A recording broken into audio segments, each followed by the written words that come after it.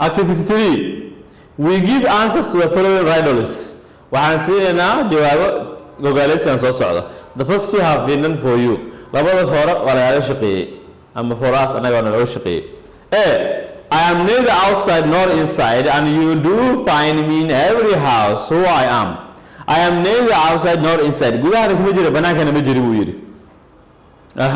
And you do find in every house. guri walba waad u arkaysaa. who am I? kuma ahay anigu. taas buuga kaaga shaqeeyay. you are do alba ayaata. alba markaa fiirsid gudaha kuma jiro banaankana ma jiro. guri walba alba buu leeyahay. P.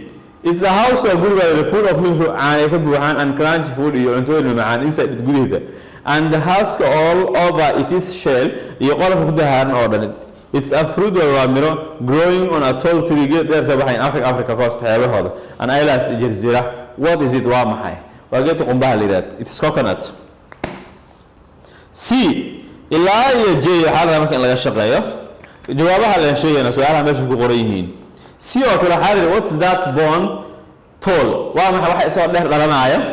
But will die very short. And it's used inside a house.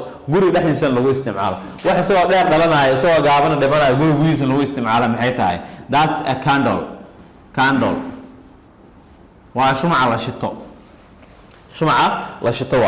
That's called candle. B. You have 10 servants. that obey to all your orders. They help you when you ever need them. Whenever you need them. They feed you help you with your clothes. And they turn the pages of the book of your book.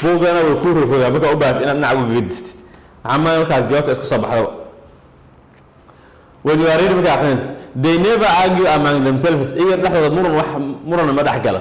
they? Fingers.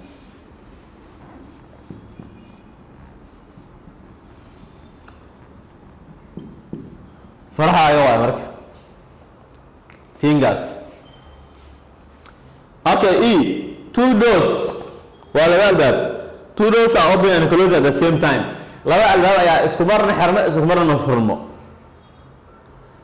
But they are not doors of the house, of my house. What are they?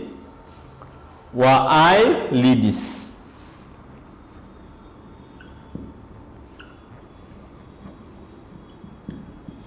Eyelids. Eyelids isha baararkeeda. Baarasha isha waay. Isku jinis. Marka isku jisid, they are closed. Marka kala qaad, they are open. وانا اسلحي سواء وانا اسلحي فرمايان هذا الكلي واحد كرتا هذا الكلي يجمع فوق كرتا لما رهان ساسيت هذا they are different.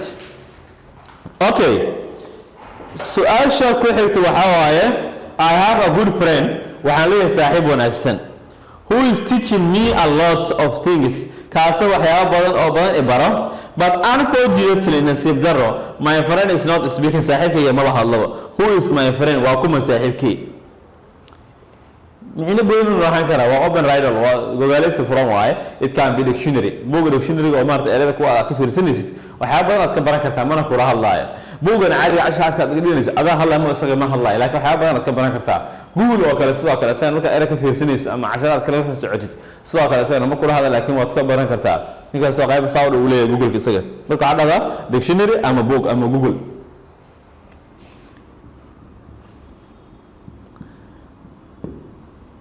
dictionary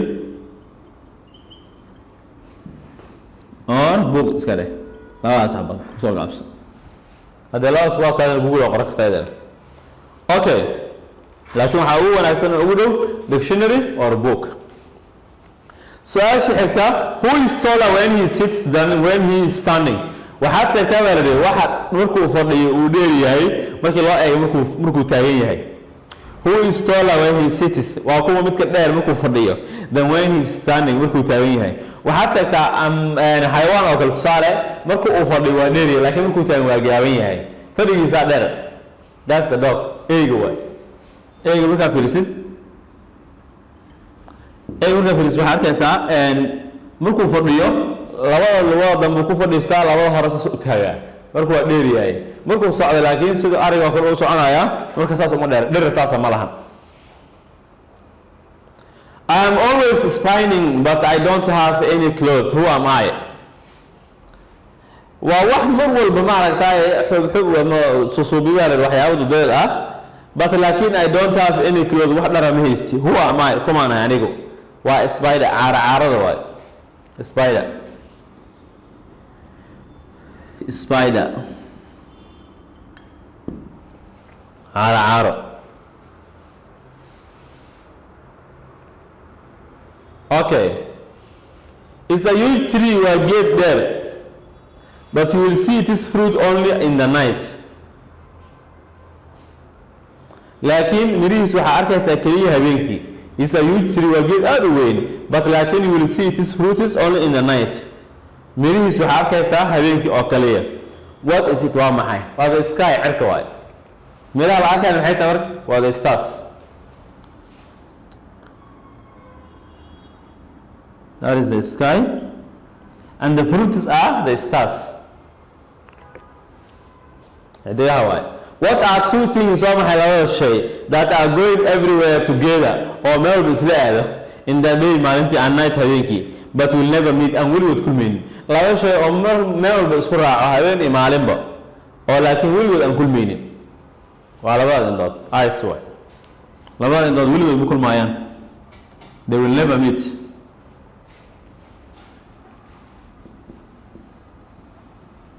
eyes macni inaha iyaga isma arkayaan ishaan kale ma fiirin karto tan ma soo fiirin karto laakiin tan hadda inaan fiiriso tan kale waa la fiirini tan hadda hoos fiiristo kale waa la fiirisaa ma awood inaad ilo ka hoos ku fiiriso ilo kor oo ku fiiristo waa isla soconayaan haddaad seexanayso laba waa isla seexanayaan mid soo jeedaysa ma jirto okay halkaas waxaa noogu dhamaaday gogaalaysigii inta waxaan ka gelaynaa sheekadii aad u xiisaha badneed oo ah the father and his son oo ah xayawaanka casharkeennaba the father and his son waa sheeko u dhaxaysa wiil iyo aabihiis kama hor dhaceyno sida sheekada xiisa noogu lahaato balse waan bilaabeynaa marka sida caadiga noo yahay bakar waa akrinaynaa kadib waan micnaynaynaa listen very well page 98 and his son waa sheekadii aabbaha iyo wiilkiisa once upon a time there was a town whose people's only occupation was the hunting of wild animals. They were hunting and catching squirrels, ground squirrels as they were known. In this town there was a man that excelled very much at the act of catching squirrels. However, one particular squirrel became so clever and proved very difficult for every squirrel catcher in town. It was so smart that it eluded everyone in the town. One day the man called his son and went to hunt and catch the squirrel.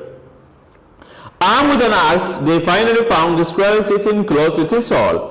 They tried to catch it, but the squirrel swiftly ran into his hole. The man and his son carefully looked out for the squirrel in all the holes, but their search was fruitless. The man thought for a while and then said to his son, "Let us close all the holes. Let's stop them." The two stopped up the holes. Then the man instructed his son not to let the squirrel out of his hole. The boy heeded to his father's orders and tried very hard to stop all the holes in order to obstruct the squirrel's passage. However, there was one hole that wasn't stopped up, and through which the squirrel dodged. The third paragraph. The squirrel has again escaped, so they were to start the search afresh again. This annoyed the man, and he came to his son and shouted at him angrily, "Why did you let it quit? You know, if I go back home empty-handed, I will be in a big shame." Without further consideration, the man, with a tight grip, seized the axe and furiously struck the son. He went on his way, leaving behind his unconscious son.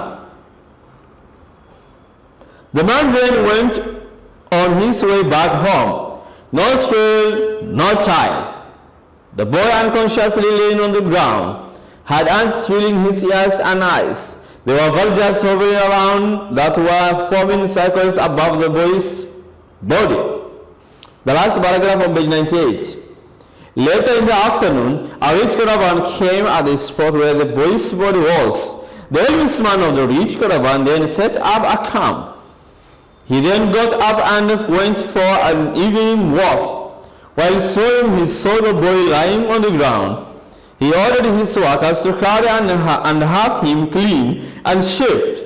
Some time later, the boy gained his consciousness. The herdsman, who had no progeny, took the boy and desired to make him his own son. He then sent a message to the town chief and elders, telling them that he had a child. I am very happy that I had finally become a full man. He shouted, I am a complete man. He added, I will now receive the gifts, all thanks due to him. He concluded. The chief, in utter disbelief, said, You are lying. He is not your son.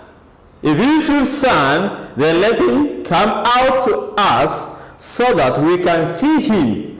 Finally, after the helmsman arrived in the town, the chief gave horses to his sons and told them to go and join the helmsman's son. Go and have a race with him, he said. When you complete the race, give your 2 horses away and cause him to do the same way. They did the same and later returned home. The following day, the chief again lent horses to them, which they again did as the preceding day. After doing it 5 rounds,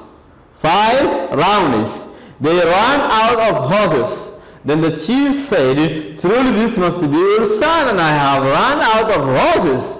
If he wasn't your son, then I know you would be. You wouldn't agree to let him give your own horses away to equal the gifts. The chief then convoked his daughters. The villagers brought many gifts for them. The men gave presents, and the women gave too. The chief gave a bungalow. The helmsman came and brought 30 goats and gave to his son. There was an abundant meal accompanied by a ceremony. Then one fine day, the son met his biological father. This was the one who had struck him down with the axe, knocking him down and leaving him unconsciousness because of letting the squirrel escape. It was the father who first came to the house of his son. Then he said, Put away this dressing gown and come, let's start catching squirrels. On hearing this, the helmsman's workers said, You are crazy man. Let's all strike him. The boy said to them, This is my real father, the one who sided me. The helmsman said, But I have already told lies to the chief, so please can we keep that secret? I promise to give your father gratitude. Tell him to go home. Will he want to see you? He can come and visit you. If you as well want to see him, then you can go and even reside with him temporarily as a guest. The boy's father said, I will not agree at all. The helmsman then said, Well, let's then go out in the boondocks. Then they all went. The helmsman stood still before them and then unsheathed his sword. He gave it to the son and said, Kill one of us. And that is the end of my story. And that's the end of my story. Okay. The father and his son were Shekeli Wilkie Abyss. Page 98. Page 98.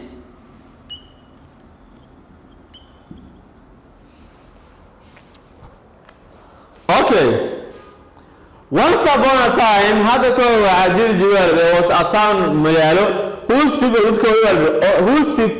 people is only occupation shaqada kaliya dadkaas ay qaban jireen was ay waxay ahayd the hunting of wild animals inay soo waasaan xayawaan duureedka.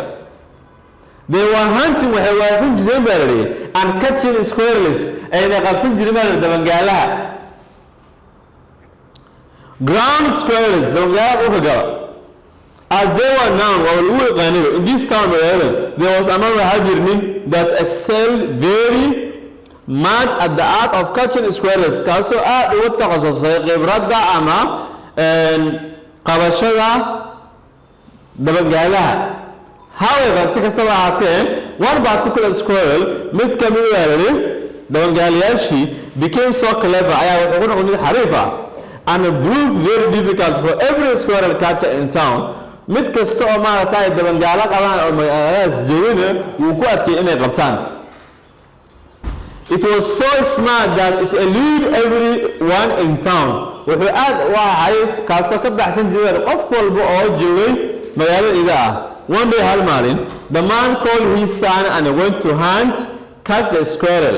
wuxuu weeraray wiilkiisii wuxuu yiri namari aan soo waarsano dabangaalaha.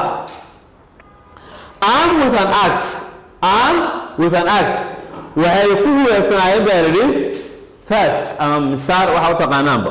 They finally found the squirrel ugu dambeyntii waxay helaan dabangaalihii sitting close to his hole kaasoo fadhiyay meel u dhow godkiisa. baaragraafka wada aan akhrinayna. They tried waxay isku dayeen to catch inay qabtaan it isaga oo dabangaalaha but laakiin the squirrel dabangaalihii swiftly si degdeg ah ran into his hole wuxuu ku orday godkiisii.